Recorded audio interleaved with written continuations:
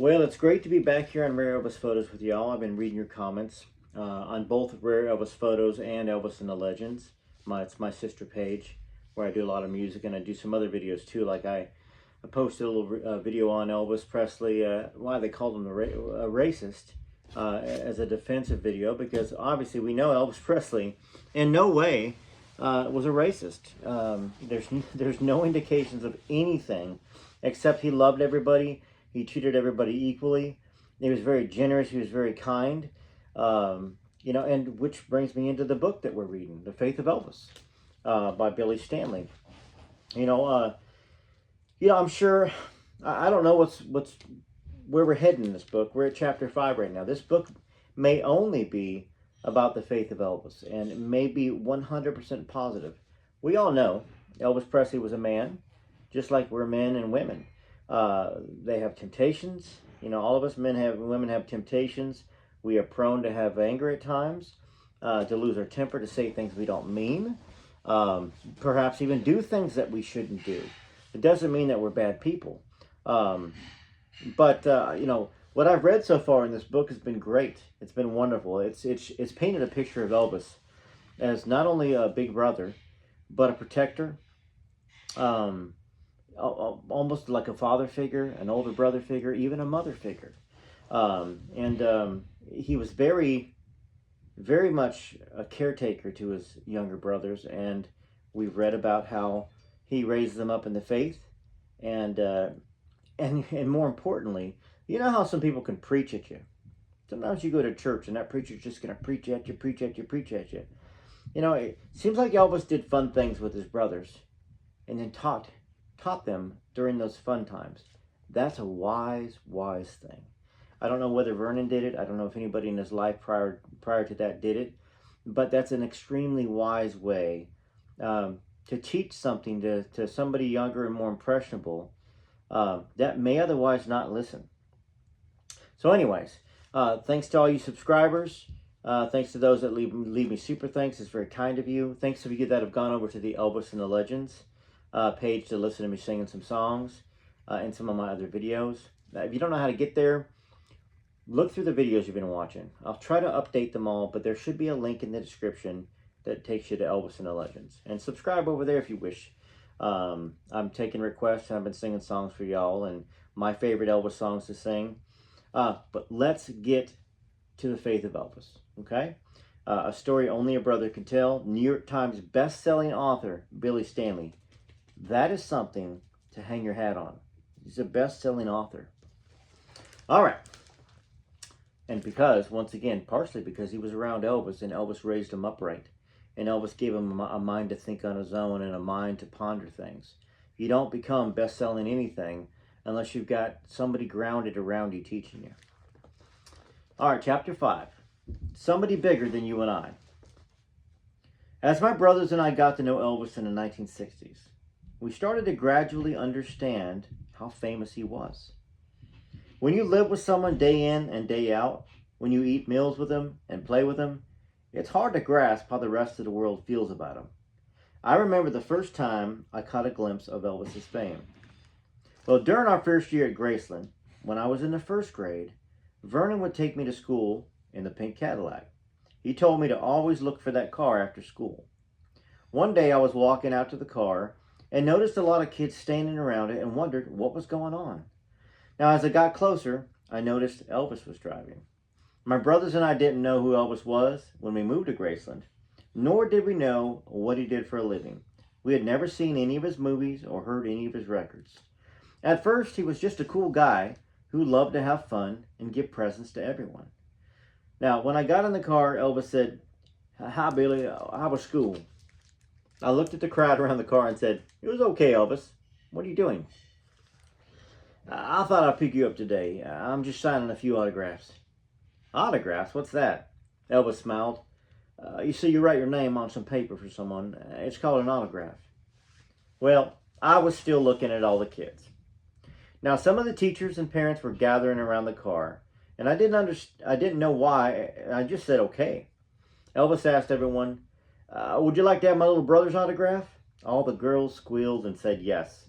Everyone started sticking their hands in the car, shoving pieces of paper at Elvis. He smiled at me again and said, "It's okay, Billy. Just write your name on it."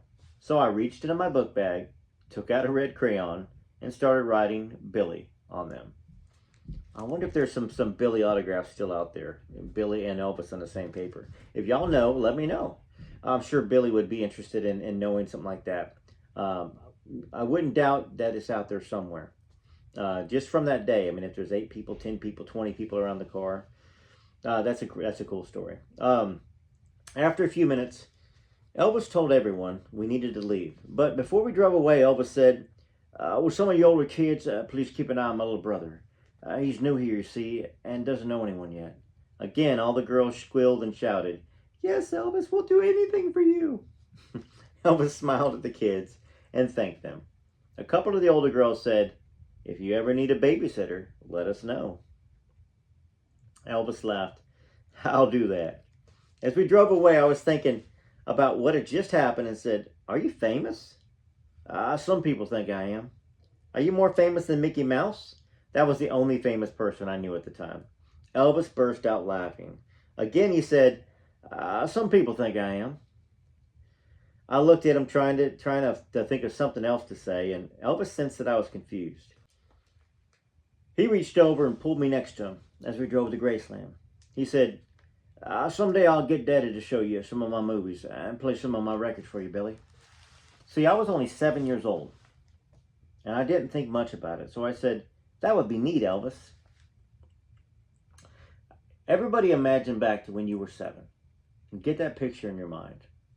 I'm trying to picture it right now because that would be kindergarten was 5-ish, first grade was 6, and then second grade was 7.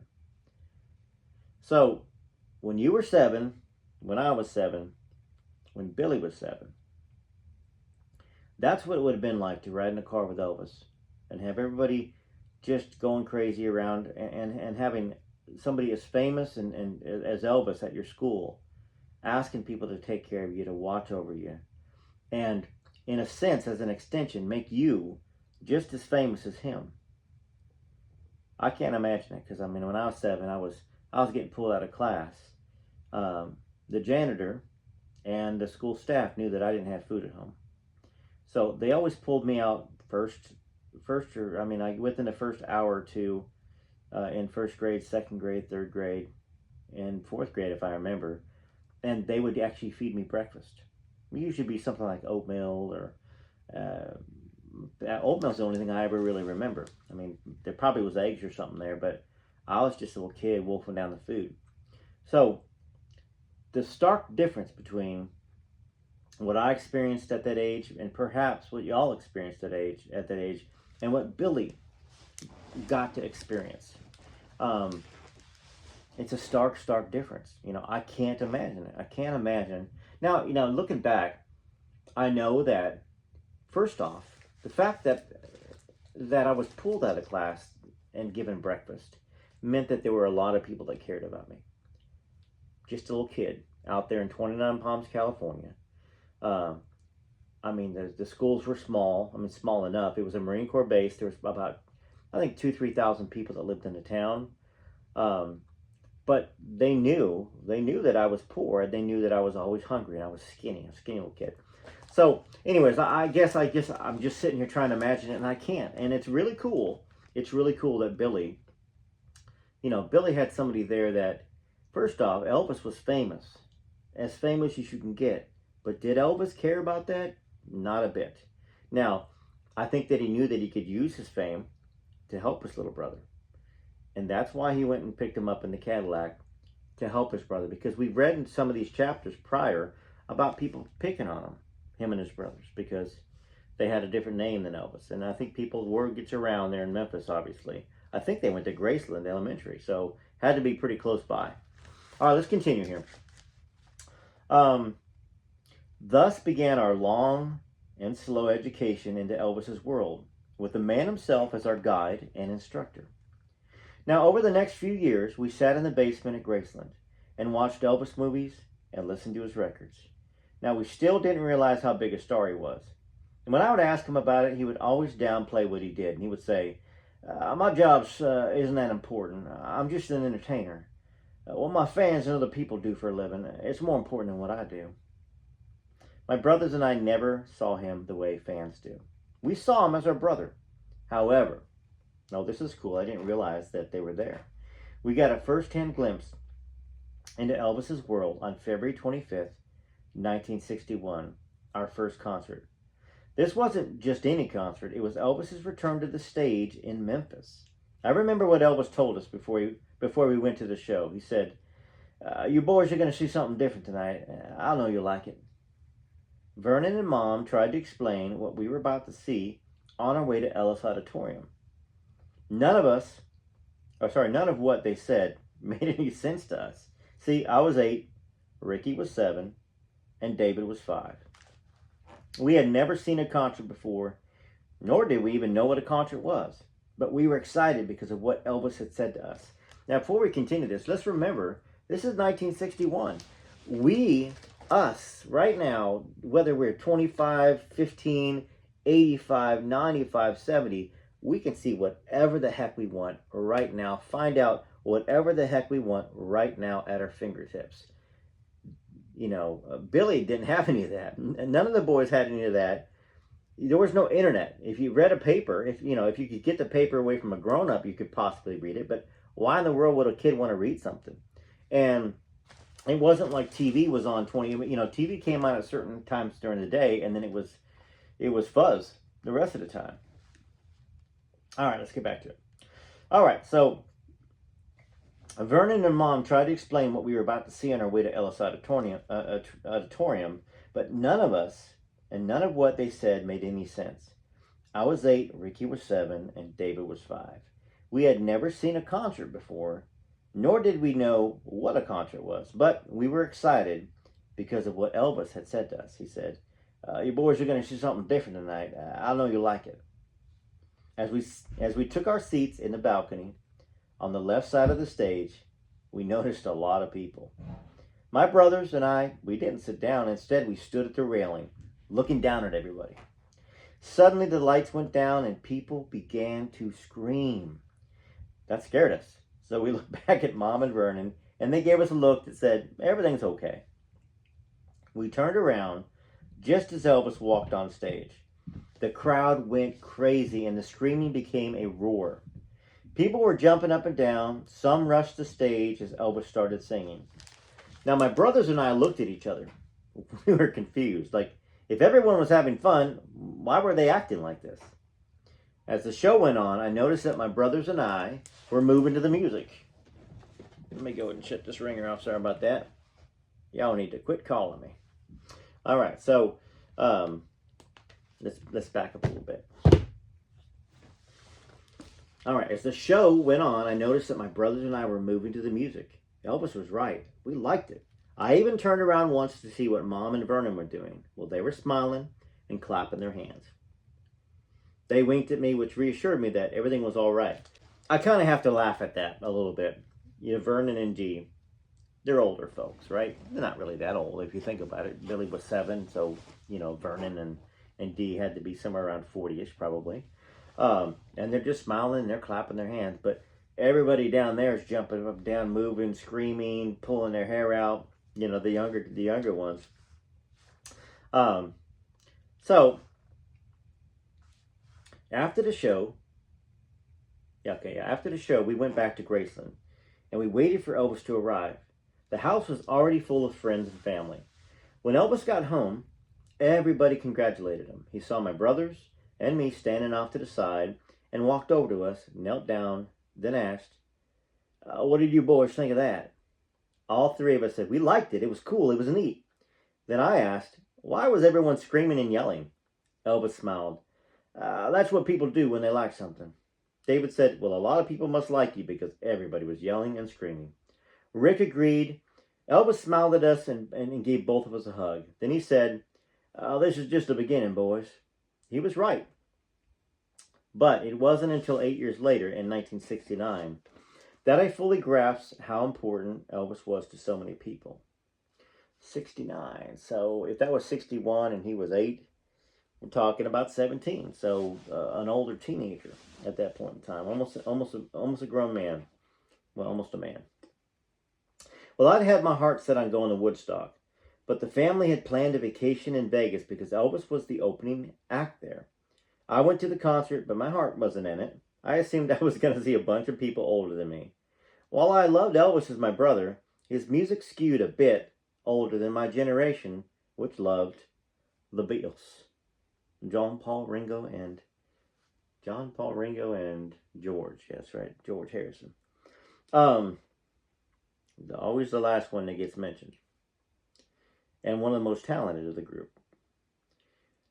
But when I sat down at the concert, I noticed all these celebrities, young and old, a mixture of every kind of person that you could imagine. When Elvis came out and did the show, I think I took one breath and sat there with my jaw hitting the floor. I was blown away by Elvis's energy and the crowd's excitement. I kind of felt like I was seeing Elvis for the very first time. After 9 years of living with him, I thought, wow, where has he been? I'd never seen that side of him before. That's when I finally understood why people called him the king. Because when you're the king, the list of people who want to visit your castle is long, including the most famous band in the world.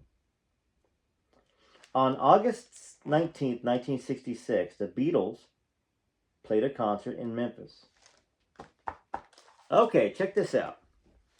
Have we heard this before? I mean, let me read the next line.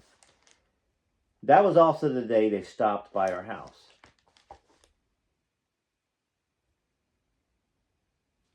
We've never heard this before, have we? We heard about out there in L.A. the Beatles showing up at Elvis's house, and John and Paul sitting on the floor like Elvis was a swami or whatever like that, and just their jaws open, and he says, "If you're just gonna sit there, I'm gonna watch TV," and then Elvis playing bass with Paul McCartney. We hadn't heard this before. All right, very cool. All right, the Beatles had met Elvis a year earlier when they held a secret jam session in L.A. He was one of their musical idols. Now that they were in town, they wanted to say hello to Elvis and have their picture taken, oh dang it, in front of Graceland. However, Elvis was not home at the time, so they came to our house. Oh, cool. On nearby Dolan Street to get Vernon's permission. Now, it was around dinner time when I heard a knock. Since I was the oldest, I jumped up to answer it, and when I opened the door, a man was standing there. He introduced himself with an English accent. Hello, my name is Brian Epstein. I have no idea how to do an English accent. I'm the road manager for the Beatles. Is Mr. Presley here? I leaned to the right to look past him, and I saw a limo with the 4 Beatles sitting there. I said, yes, sir. Well, let me get him for you. I slowly closed the door, then ran to the living room yelling, the Beatles are here! The Beatles are here! Unfortunately, that was as close as I ever came to meeting the Beatles. My mom wouldn't let us go outside to meet them because of John Lennon's comment in the media that the Beatles were more popular than Jesus. Oh, that stinks. That just sucks because 66, he would have been 12. Billy would have been about 12 or 13. And that would have been so cool. Elvis once told me that the Beatles asked him, how do you do it? The pressure's unbelievable. There's 4 of us. And that helps relieve some of the pressure, but there's only one of you. Elvis didn't answer. He just sat back and smiled. Well, I wonder if the Beatles ever went over there and took a picture. Maybe we'll find out. But the fact that the Beatles played a concert in Memphis, August 19th, 1966. Gonna have to look that up. I know y'all are willing to look it up on the channel. Any pictures of it? Any mention of them driving by Graceland? It's probably not going to be any mention of them going over to Vernon's house. There could be, though. But pretty cool, and it's just a shame. Billy met Brian Epstein, at least, right? That's not the Beatles, is it? Okay, let's go. One time I heard Elvis say, it's lonely at the top, but I love the lonesome feeling. The first time I heard that, I thought it was odd and didn't think about it. I just took it as him being funny, but as I got older, I began to understand what Elvis meant. Why was it lonely for Elvis at the top? because he had no peers in the entertainment world. There were lots of other singers, but none of them had accomplished what Elvis had. So he couldn't even ask any other entertainer what it was like to be a superstar. He was a superstar before the term was invented. Even John Lennon famously said, before Elvis, there was nothing. And that's true. I mean, the Beatles, in a sense, worshipped Elvis. I mean, they would have never became singers if it wasn't for Elvis. And they understood that. How did Elvis do it? How did he stay grounded in his life and faith while also being the world's biggest entertainer? Now, one thing to keep in mind is that Elvis's temptations were far greater than almost any human before him. He was a worldwide sensation who was adored by millions. Now, I always say that he had the devil on one shoulder and God on the other. His head was stuck in the middle, of course, constantly pulled in both directions. But because of where he'd come from and his faith in God, he stayed grounded and humble. Now, he wasn't perfect by any means. He pointed to Jesus as the only perfect person to have walked this earth. Elvis knew who he was. He knew he was immensely gifted, and he knew where he stood in the music and entertainment world. But he didn't let it go to his head. This is a good time right now. I'm going to go ahead and play the song I wrote called There's Only One King, and that's Jesus. Said Elvis up on stage. I'll be right back.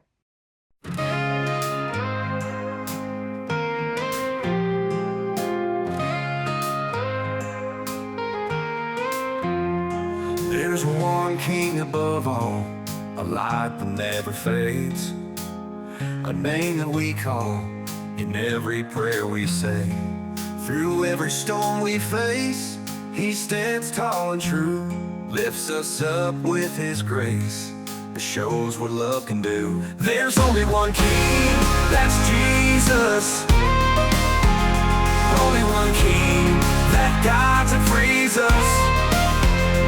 Every eye closed and every hand raised. There's only one king, that's Jesus. Set Elvis up on stage.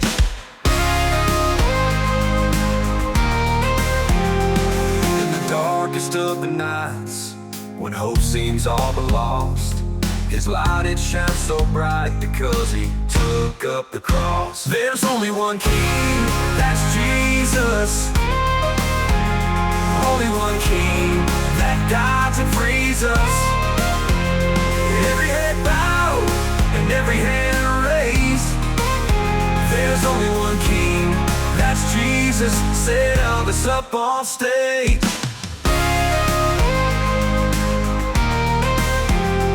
In the darkest of the nights, when hope seems all but lost, his light it shines so bright because he took up the cross. There's only one king, that's Jesus. Only one king that guides and frees us. Every head bowed and every hand raised. There's only one king, that's Jesus. Set Elvis up on stage. He gave his life for us so that we all may live. Only one king, that's Jesus. Only one king that guides and frees us.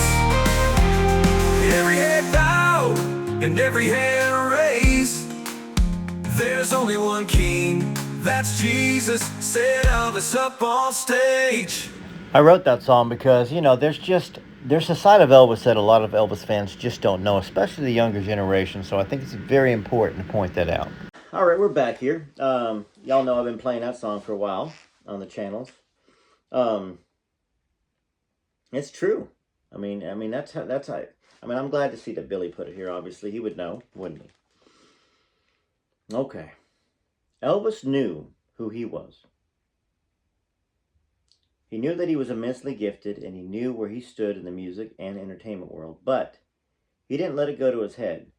More than any other person I've ever known, Elvis lived out the words of chapter 1 Peter, verses 5, 6 through 7. It says, "Humble yourselves, therefore, under God's mighty hand, that he may lift you up in due time. Cast all of your anxiety on him, because he cares for you."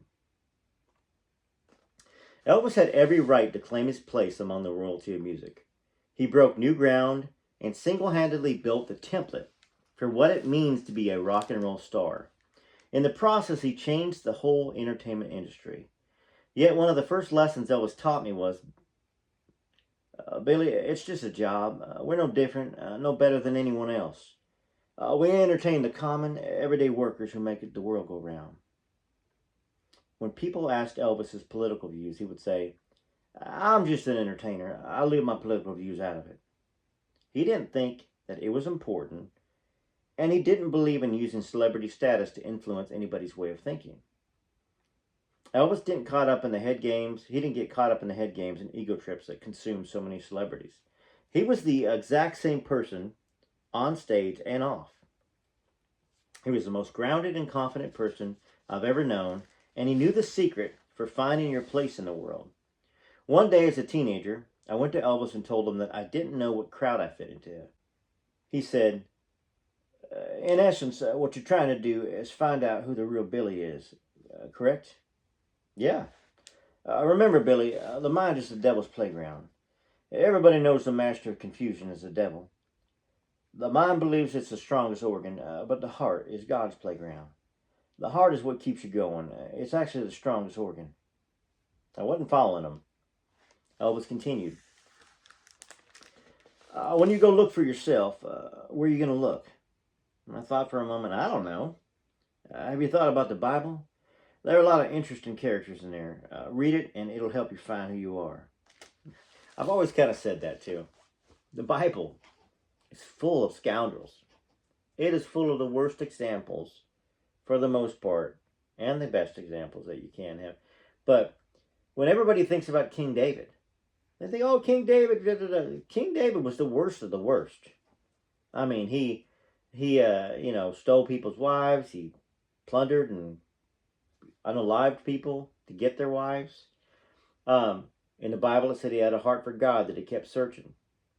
I've always said, look, you can do a lot of things in this lifetime because you're lost, scared, confused, angry, whatever. I think God sees you for who you really are deep inside. And if somebody really, towards the end of their lives or even at the last moment, feels bad about it, ask for forgiveness, and not because of fear. Not because of fear, but because of true sorrow and really truly feeling bad about it. I believe God forgives you. And the thing is, I love reading that there's a lot of interesting characters in there. The other thing too, while we're on this subject about interesting characters, Jesus, his lineage came from something that was horrific, right? And the mind is escaping me at the very moment.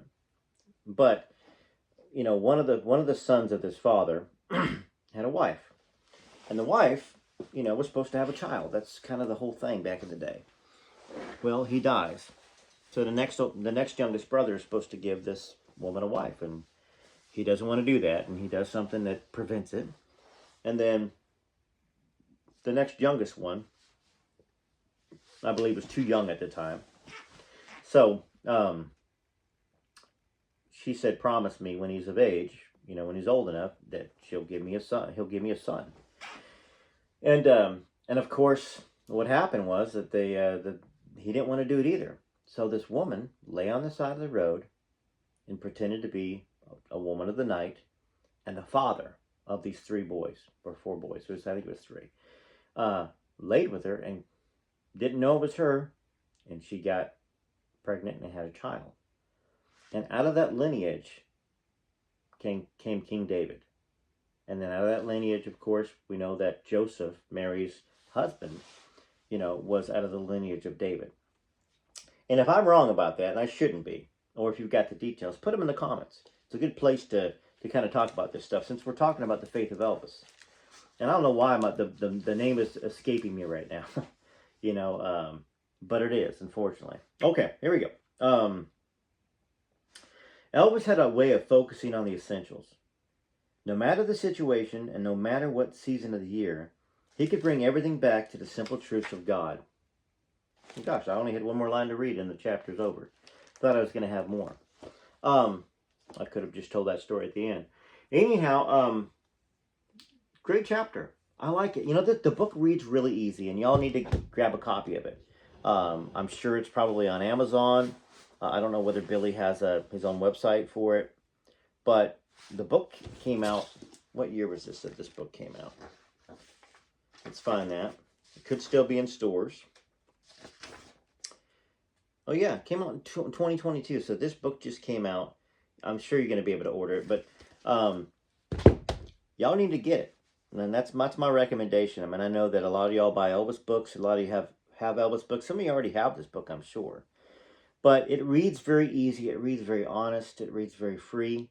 And I can see why, you know, Billy Stanley is a New York Times best-selling author. It's not just that he's the brother of Elvis. And I know a lot of y'all want to say stepbrother. But I had stepbrothers, and I thought of them as my brothers. They thought of me as their brothers. And I never used that word step. So that's why I always say brothers. That Billy was the brother of Elvis. Because when it's love, you can have friends that are brothers or friends that are sisters that have no blood, but they are just as much a sister or brother as somebody that's your blood, and sometimes a lot more. You know, in the Christian faith and other faiths too, the whole term of brother is my brother. He ain't heavy. He's my brother. You know, sisters in Christ, all that stuff. So anyhow, I mean, I do see that you sometimes leave me these comments, and I usually just don't respond to them. Maybe I will, but to answer why I've always said that, that's why. My own personal experiences, my brother Stephen and David and my sister Donna, that were, after my mother died, my father got remarried. She had children. She had three children, 2 boys and a girl. And they were wonderful to me, and I love them very much, and 2 of them already have passed, brain cancer and stomach cancer. And the other one's still alive, living out there in the desert of California. He's got a very, very cool kind of desert ranch going on with, we can do trail rides with horses, and you can camp under the stars, and it's beautiful out there. It's in Joshua Tree, Yucca Valley, California. Stephen. Anyhow, I hope you enjoyed this video. There'll be more. And continue watching for the other videos I have on my series. I mean, I've been reading the Miami Days with Elvis, Johnny Lang, From Here to the Great Unknown, obviously. Been reading that. Y'all know we've been reading Are You Lonesome Tonight? I got Elvis and Jeannie, which is Jeannie LeMay. Started reading that. Inside Elvis, which is a great book by Ed Parker. I'm really liking that too. Another one of the sides of martial arts, which I wonder, I'm sure Billy talks about martial arts in some of his books, whether it's this one or not, because there's discipline that's involved in that, just like there's discipline when it comes to spirituality. We've read a little bit of Elvis in the Army by William Taylor. We have Don't Ask Forever by Joyce Bova, which we haven't started yet. And of course, we finished recently Elvis and Kathy, which has been an extremely hard and expensive book to get, as y'all know. Lots of other books. Heck, I had another 7 books coming yesterday. And of course, not forget, we've been reading Child Bride too. Anyhow, stay with me on the faith of Elvis. Sorry, I was going to read some of the back here, but this is a great book. So I hope you enjoyed it. And until next time, this is Rare Elvis Photos. Go find me on my other channel as well, Elvis and the Legends. So you have to do youtube.com/@, Elvis and the Legends. There'll be a link in the comments. I'm going to have other videos there about Dolly, Dolly Parton and Vern Gosdin and other legendary figures. But right now there's just some other videos about Elvis. There's me singing songs that y'all requested me to do, like Memories and Just Can't Help Believing and Hurt. I did that one yesterday. That's the toughest song, I think, in the world to sing for anybody. Elvis nailed it. Anyhow, but like I said, I just do these songs by request for y'all, and that's it. TCB TLC till next time. This is Rare Elvis Photos. Take care of yourselves. If you don't have anybody around, please reach out to somebody, make a friend, reach out to an old friend, reach out to a family member. Don't stay alone. Don't stay locked up, especially right now during the holidays. All right, till next time.